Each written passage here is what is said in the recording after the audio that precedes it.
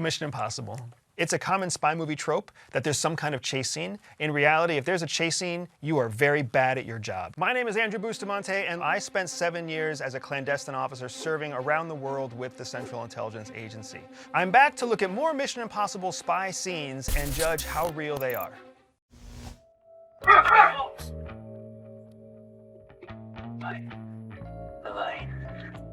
You could see that they had moving cameras. The cameras would actually track with the faces. It was very cinematic. When we wire a room with cameras, those cameras can't move. Instead, you have 3 or 5 static cameras that only have one angle. You can change the focus, but you can't change the angle, so there's no cinematic movements. The name now, give us the name. Medvedev.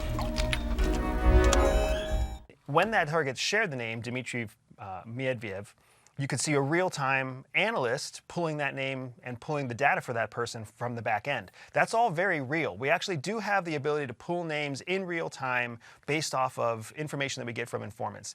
Get rid of that scum. If you've ever been inside of a room with a false wall, you can actually see the dust blowing in from outside under the floor of the wall. And these are things that people pick up on. So instead of creating a fake room, we would take them to a real room that we've controlled and that we've outfitted and we've preset with cameras and preset with mics. It's much safer to do it in a real room that you control rather than try to create a fake room in a warehouse.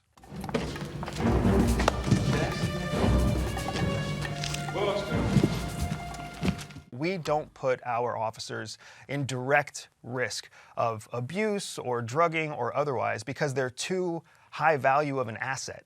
Instead, we would bring in somebody else. We would bring in a volunteer. We would bring in a contractor who wasn't a trained officer because the risk of having a trained officer permanently injured is too great. Did we get it?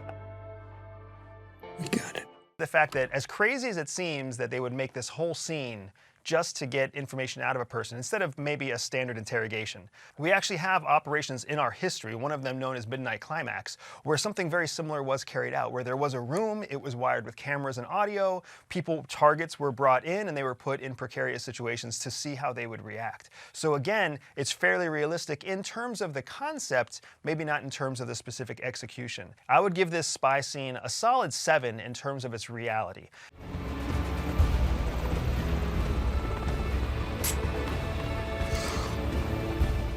So first, you have the helicopter floating over the building. Now, you don't want that kind of a noise signature when you're trying to clandestinely infiltrate a building, because even if the people inside, the security team inside the building doesn't hear footprints on the roof, they'll all see this helicopter hovering across a building, let alone see a man hanging out the front, hanging out the side, getting ready to dive into the building, right? So they completely abandon the idea of clandestinity in terms of the noise element.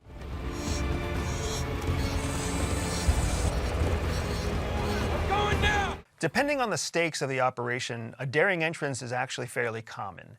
Now, what we see here is Ethan coming out of a helicopter. We would never use just a single officer, or what we would call a single point of failure, for an operation as high stakes as this. There's large bodies of water just behind the building.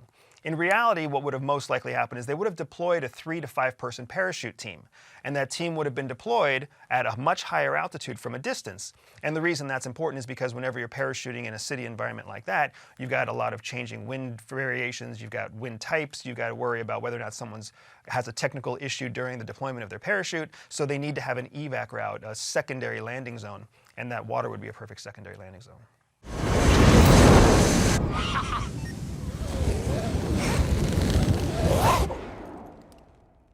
The other thing I want to flag is that Ethan is jumping out of a helicopter. That's not necessarily unrealistic, but he's doing it without goggles. That is extremely unrealistic. People do not realize the vulnerability of your eyes. We would never jump head first to do a rappelling operation because if anything goes wrong, it's your head that's going to take the impact. But this is Mission Impossible, and Ethan only knows how to jump from a rope in one direction, and that's totally horizontal.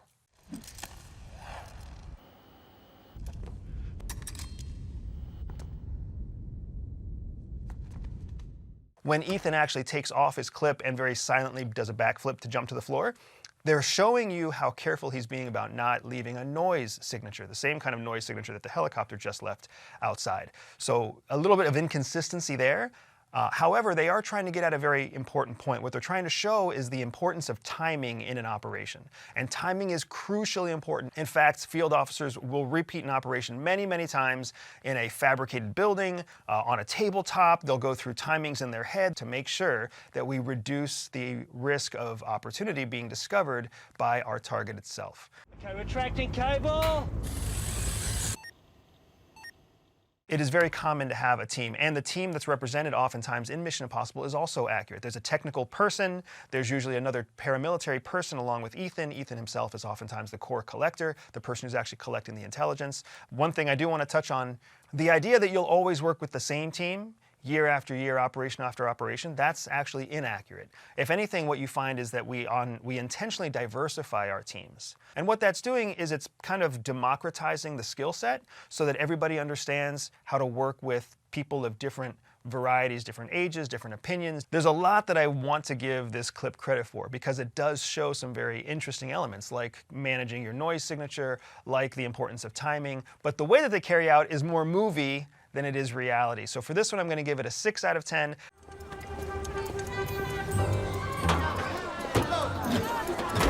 È tutto perfetto, nella grazia. You've got the distraction going on in the background with the second person in the work suit who basically is simulating a broken down truck. A distraction is a very useful thing to deploy. And since you operate in teams, it's oftentimes that one person of the team will cause a distraction or a disturbance so that the other person can break away or can carry out what's known as a black act, an act that's carried out without any observation, not necessarily because it's hidden, but because there's an active distraction going on.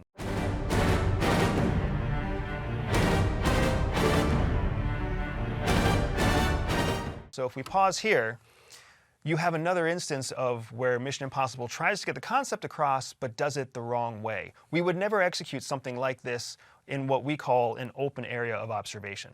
Every one of those windows could have some old lady having coffee, could have some dude on a cell phone. All of those roads, all of those cars are all a risk of observation. So we would pick a different place or do this under cover of night instead of in broad daylight.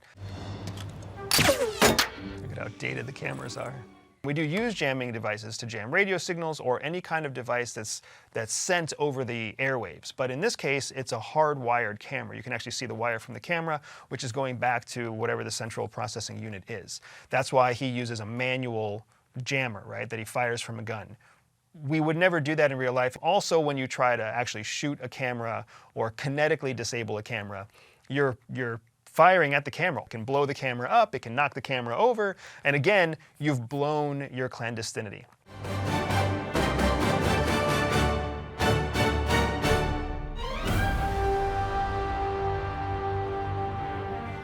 One of the things that this scene does very well is when you see Ethan change his outfit from that of a workman into a priest. His rugged overalls kind of blended with the wall even as he went above and over the top. But as soon as he got into the courtyard, he did a quick change, very, very common. And then finally what you saw is he took his old costume and he actually bundled it. Now we do the same thing in the field. We actually bundle our costumes. They're built to be bundled so that they can't fall apart, so that you can wad them and throw them a long distance or dispose of them in some way. Take some pictures of the party for me.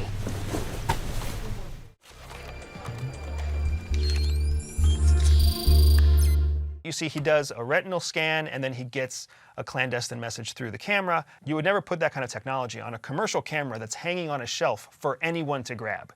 Because what if somebody else grabbed that camera in between when Ethan got to it? So instead, what they would do is something called a brush pass. They would have a brief encounter where they would meet in a convenience store, and then Officer A would have passed something to Ethan, maybe a disposable camera, and then Ethan would actually see the message that's on the camera. That way we can control the technology. And when the self-destruction sequence happens, we really do have messages that self-destruct, but they don't self-destruct going up in smoke. They just have a virus or they have a corrupting code on them so that as soon as you're done, you can press a button. When you're ready, press a button and corrupt the hard drive that's actually on the device. I would give this one a 7.5 out of 10 because they really do bring the right elements to the table. They just deploy it in a way that's more entertaining than reality. Downloaded a virus from the satellite. Andrew's just killing the server. Venus, now's the time you kick his and get the code. the technical elements of radio communication are a little bit less accurate. They all hear each other through small earpieces. But sometimes it looks like Ethan has to trigger his mic to work by touching his ear. Other times it looks like they don't have to touch their ear at all to trigger a mic. You usually have to have some way of triggering the transmission on a microphone. Otherwise what you would have is a constantly operating hot mic where any noise that anybody makes could squelch another person. You could see that the people in the background saw him talking through a microphone. That's one of the big risks anytime you trigger a mic that isn't a thumb trigger. A thumb trigger you can keep in your sleeve, you can keep in your lap, and nobody really notices. We are alone, aren't we?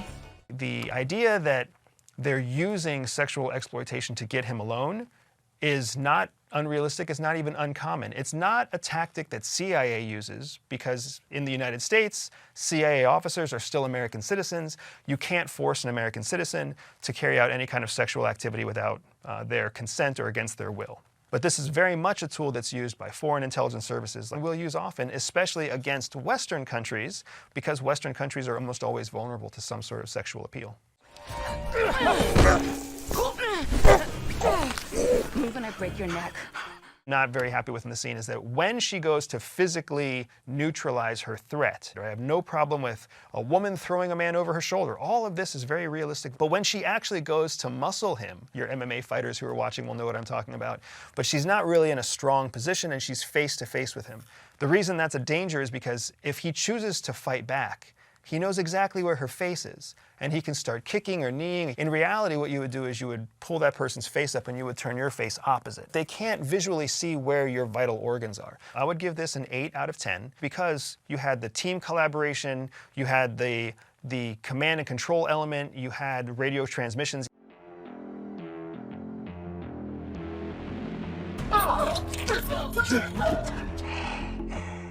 Now, the fact that he was cut on that part of his arm, that is a defensive part of your arm. We are taught to take a knife blow in this part of our body because of a lack of nerve endings and because of how strong the bone is in this area, rather than taking a knife somewhere else that could really incapacitate you significantly.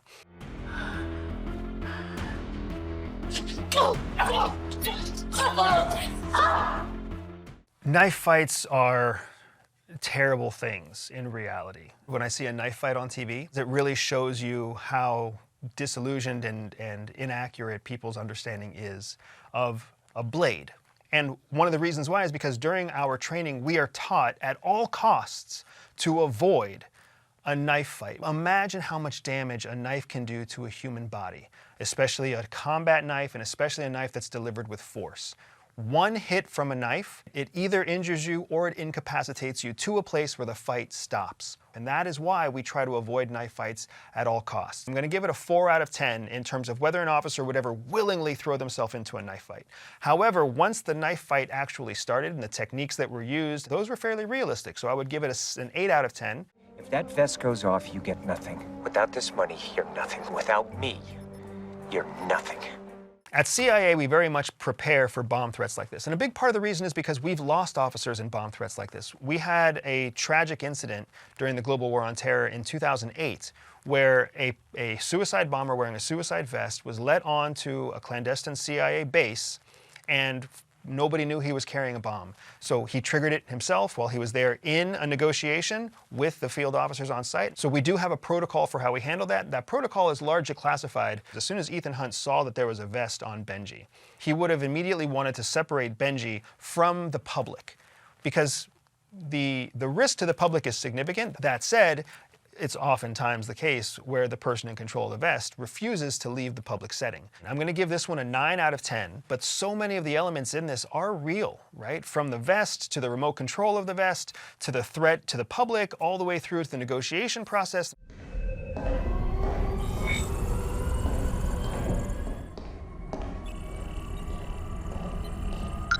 The biometric concept is very realistic. It's happening everywhere. It looks like a biometric that measures his gait as he walks in front of a series of cameras.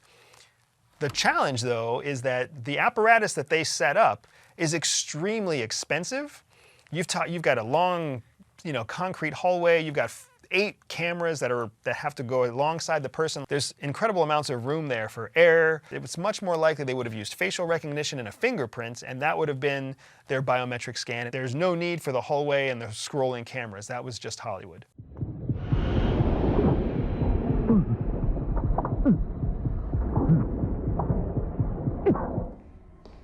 He's working in some kind of underwater computer, it looks like, and he's trying to basically pass a fake authorization chip into the computer so that Benji's gate passes when he goes through the biometric scanner. CIA trains us how to operate in the water and sometimes under the water. But in reality, what happens is when you've got very specialized underwater or very specialized water-based operations, you would not call in a CIA officer to do that because it's not our primary skill set. What you would call in is a Navy SEAL or possibly even a Navy EOD person from the Special Warfare group who are actually trained divers, trained to carry out operations. The idea of an underwater computer is inherently a terrible idea. You don't want water and electronic parts to ever be close to each other. I'm going to give this a 7 out of 10 because they're trying to make it realistic, but they're also making it quite fun.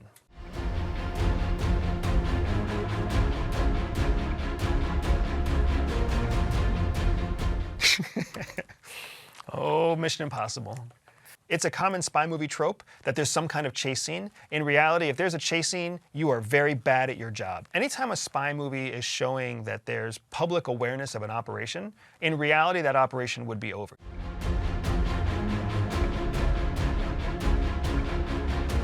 So there are a large number of CIA field officers who are trained how to use a motorcycle. Or sometimes you might have to know how to use a dirt bike. You might have to know how to use a scooter. Right? Because depending on your operating environment, you don't know what the predominant mode of transportation is. They'll be trained in different schools to different levels of expertise in each vehicle.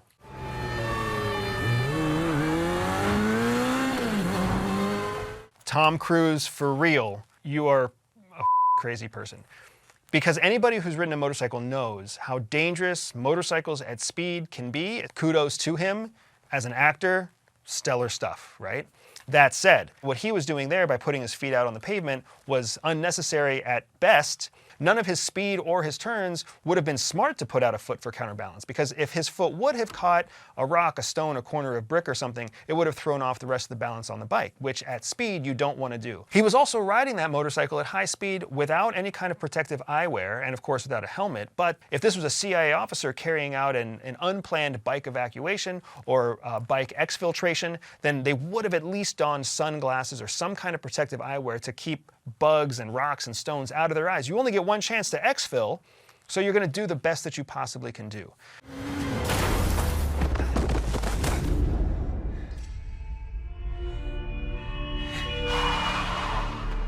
I myself have been in a minor motorcycle accident. Even in full gear, crash suit and helmet, you are disoriented.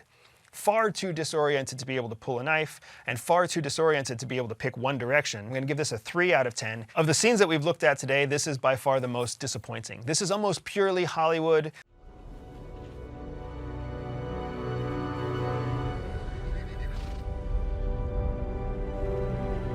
Now, first of all, the whole thing starts with Ethan signaling to the person who's at this abandoned home or this abandoned house with what we call a signal mirror. Using a signal mirror to send a signal a long distance, especially in the desert, to show that you are approaching. That's realistic. Most compasses actually are a compass on one side and a signal mirror on the other side. You can see that he's holding something with his left hand. He's probably actually holding the mirror, and he's signaling with the compass face, which is pure Hollywood. There's no reason for you to use your compass to reflect the sun when you have a perfectly good mirror on the other side that would more efficiently reflect the sunlight.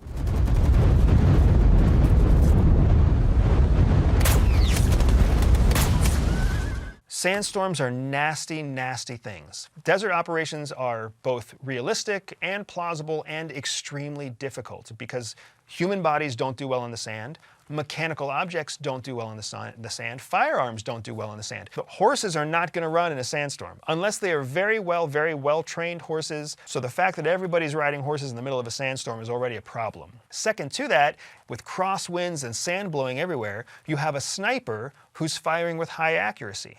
Again, very, very difficult to do. Not impossible. I've seen some pretty incredible snipers in the US military, but none of them would want to try to shoot somebody with high winds and all that debris in the air because they're going to lose accuracy. It's certainly not going to be a one-shot, one-kill scenario like you see in this clip. CIA doesn't have its own snipers. When we need snipers, we will do something called seconding, or we will request them. We will temporarily reassign them from the military, from the Army, from the Navy, so that we could get sniper support to our operations.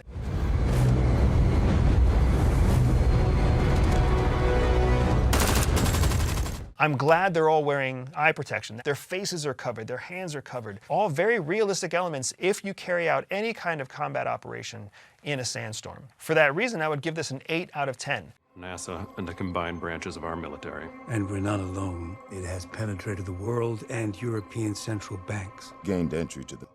I would actually argue that modern day technology supports his ability to use a prosthetic face and however he faked his handprints to get through security. So that's what you're seeing there, is what we would call layered biometrics, the palm print as well as the facial recognition. Now, facial recognition is tricky because it's recognizing manufactured parts of the face, right? The distance between the eyes and the nose and the upper lip and the ears, and it's looking at all these different elements. But it's fairly realistic that it could be done, especially at top-tier organizations like CIA, to be able to fool traditional facial recognition. In the real world of American operations under the purview of the Senate and the Congress and the White House, chemical and biological weapons are a firm no-go. It's a huge violation of international law. It's a violation of international treaties.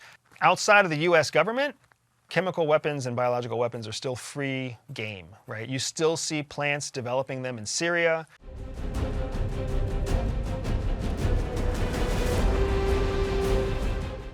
It's so classic.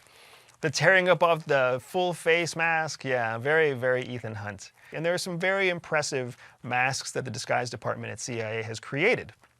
But that's probably the only good thing I'm going to say about this clip, however. He takes off his rebreather and his mask while there's still smoke in the air. There's still the gas. This gas that instantly neutralized all these other people is still thick in the air, and he takes his stuff off. That just means he's exposing himself to the gas unnecessarily. This is another example of a very fun clip with Mission Impossible that is not very accurate or even very operationally consistent. So for this one, I'm going to give it a 5 out of 10. I've lost picture, need another satellite. Hacking the Russian Zenith 4 spy cell. Head north, Ethan, she's crossing the bridge. First, you have this idea of hacking into satellites so that you can maintain overhead observation of your targets on the ground. Yes, you can hack into satellites, and yes, satellites can give you orientation, geolocation of targets on the ground. The green caricatures of the people running on a map. That's not what it actually looks like. But what you would see instead is just a red dot within whatever margin of error is acceptable for that platform instead of a person. And that would only be if there was something transmitting from that location, a cell phone or some sort of a tag or some sort of radio transponder that's actually on the target. Benji, I don't see her. Where is she? Down the narrow alley and turn left. Okay, copy that. One thing I will say was very accurate about this is the way that they were communicating to each other. You could hear it in the terms that Ethan was using when he was saying, you know, copy that or good copy. You could hear it in Benji when he was telling him turn left, turn right, when they're using the terminology about different types of spy satellites. Ethan, our comms have been breached. You're talking to the entity. Turn left. Turn right.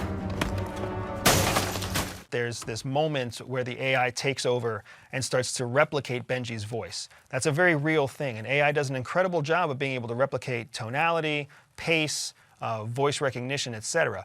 Lastly, when you actually see them destroy their computers, they're not helping the situation by destroying their computers. The fact that the AI can replicate their voice and has hacked into their transmission doesn't mean that it's hacked into their computer. So by destroying their computers, all they're really doing is cutting themselves off from staying in the fight. I would actually give this a 7 out of 10, because those elements are all very realistic, even though the movie magic is pretty heavy.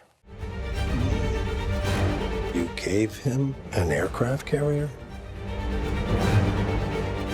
Any tool that the US government controls is a tool that can transport, ferry, or deploy a clandestine officer. So whether that's a military tool like an aircraft carrier, or whether that's a commercial jet that might belong to a federal worker or even Air Force One.